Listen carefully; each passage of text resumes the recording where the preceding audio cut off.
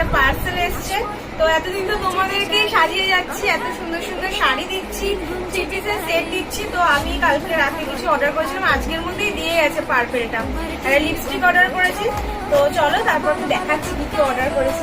বেশ ভালো লাগছে, অনেকদিন বাদে এরকম একটা পার্সেল পেয়ে। সুন্দর সুন্দর লিপস্টিক অর্ডার করেছি, বার করি কি আছে। 3টে জিনিস অর্ডার করেছিলাম, বেশি না। একটা গুডনেসের তোমার রোজমেরি ওয়াটার, এটা আমাকে অনেকেই বললো যে ভীষণ ভালো। তো আমি ইউজ করে দেখবো, তোমাদেরকেও জানাবো। মানে সবাই তো বলছে ভীষণ ভালো, আমি প্রথমবার ইউজ করবো।